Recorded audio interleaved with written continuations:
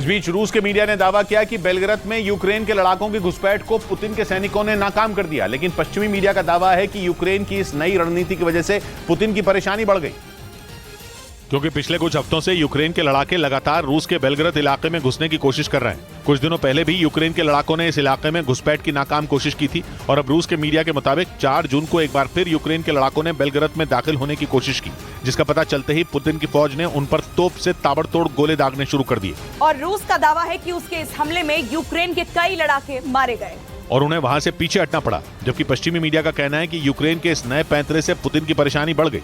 इसी वजह से उन्होंने रूस की सीमा को सुरक्षित करने के लिए वहां सैनिकों की तैनाती बढ़ा दी। उधर यूक्रेन समर्थक लड़ाकों ने रूस के बेलग्राद इलाके में घुसकर पुतिन के सैनिकों को बंधक बनाने का दावा किया। रूस का बेलग्राद शहर यूक्रेन की सीमा से महज 40 किलोमीटर की दूरी पर मौजूद है और पिछले 15 महीनों से जारी इस जंग में रूस का ये इलाका यूक्रेन की सेना के निशाने पर रहा है।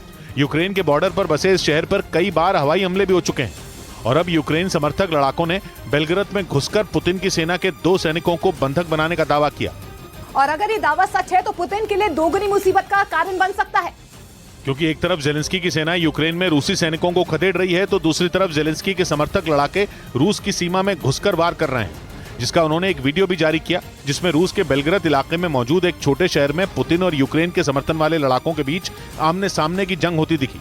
इधर बालासोर रेल हादसे की सीबीआई जांच के आदेश पर सियासत गर्मा गई। कांग्रेस अध्यक्ष मल्लिकार्जुन खड़गे ने तो इस मामले में प्रधानमंत्री को चिट्ठी भी लिखी। उन्होंने बालासोर रेल हादसे की सीबीआई जांच पर सवाल खड़े किए और इस मामले में प्रधानमंत्री को चिट्ठी लिखी। खड़गे ने अपनी चिट्ठी में लिखा कि सीबीआई का काम अपराध की जांच करना है, न कि रेल हादसे की। इसमें सीबीआई कहां आ जाती है? सीबीआई तो क्रिमिनल केसेस वगैरह के लिए होती है। बालासोर रेल हादसे की सीबीआई जांच के आदेश पर सियासत गरमाई तो बीजेपी ने भी कांग्रेस को जवाब दिया। हम किसी को भी छोड़ेंगे नहीं, हम जिम्मेवारी लेते हैं। विपक्ष का तर्क है कि रेलवे की तकनीकी टीम मामले की जांच कर सकती है, इसलिए इसकी जांच सीबीआई को देना उसके गले नहीं उतर रहा।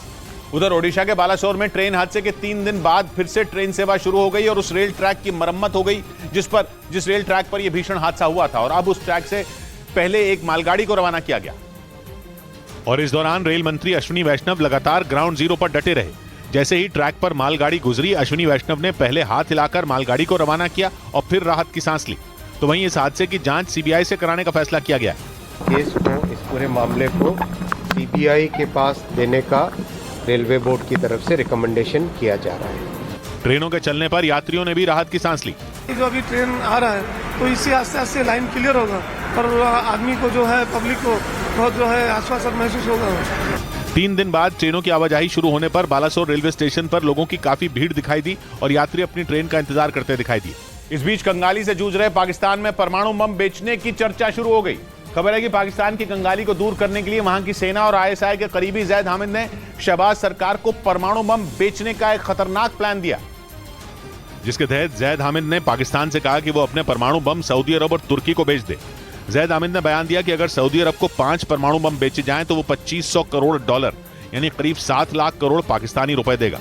वहीं तुर्की भी 5 परमाणु बमों के बदले $2000 करोड़ यानी करीब 6 लाख करोड़ पाकिस्तानी रुपए देगा। रिपोर्ट के मुताबिक पाकिस्तान के पास 150 से ज्यादा परमाणु बम है। हालांकि पाकिस्तान के लिए परमाणु हथियारों का सौदा करना इतना आसान नहीं होगा, क्योंकि उसके परमाणु हथियारों पर दुनिया भर की नजर है।